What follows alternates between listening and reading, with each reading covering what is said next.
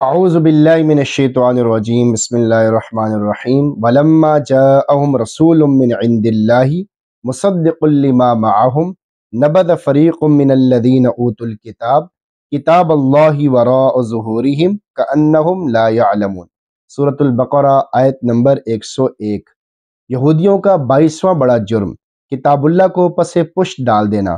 ولما جاءہم رسول من عند اللہ، اور جب ان کے پاس اللہ کی طرف سے رسول آ گئے، یعنی نبی اکرم صلی اللہ علیہ وسلم آ گئے، جس نبی آخر الزماں کا یہ خود انتظار کرتے تھے، مصدق لما معہم، جو اس کی تصدیق کرتے ہیں جو ان کے پاس ہے، یعنی تورات اور اس میں بیان کیے گئے مضامین کی تصدیق کرتے ہیں۔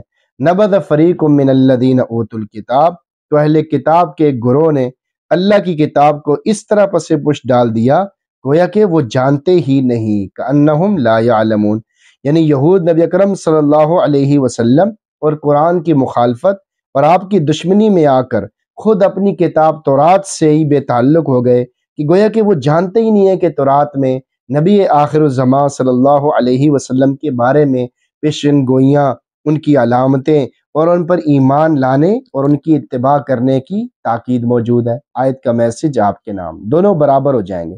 اس آیت میں اشارہ ہے کہ جو آدمی علم رکھنے کے باوجود اس کی خلاف ورزی کرے اور جاہلوں کی طرح کیسے کام کرے تو وہ جاہلوں میں شامل ہو جاتا ہے، پھر یہ خلاف ورزی کرنے والے اور جاہل دونوں برابر ہو جاتے ہیں۔ نمبر 2، یہ بہت بڑا جرم ہے کہ انسان حق کو جاننے پہچاننے کے باوجود اس کا انکار کرے اور ایسا رویہ اختیار کرے کہ گویا کہ وہ جاہل ہے، یعنی اسے اس بات کا پتہ ہی نہیں۔ نمبر 3، اس آیت کا حکم ہر مجرم کے لیے۔ کتاب اللہ کو پیٹھ پیچھے پھینکنے سے مراد اس سے بالکل لاپرواہی، بے تعلقی اور عملی مخالفت اختیار کرنا ہے۔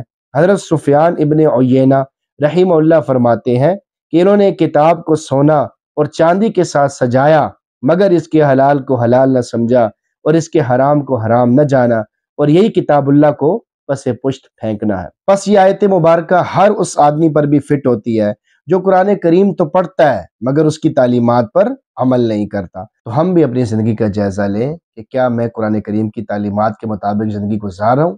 اگر نہیں گزار رہا تو اس پہ توبہ استغفار کرتے رہیں، بار بار اللہ سے مانگتے رہیں، اللہ سے معافی مانگتے رہیں کہ یا اللہ مجھے توفیق بھی عطا فرما۔ اللہ سے توفیق بھی مانگتے رہیں، اللہ تعالیٰ توفیق عطا فرما دیں گے۔ اللہ تعالیٰ سے دعا ہے کہ اللہ تعالیٰ ہم سب کو عمل سمجھ توفیق عطا فرمائے۔ آمین۔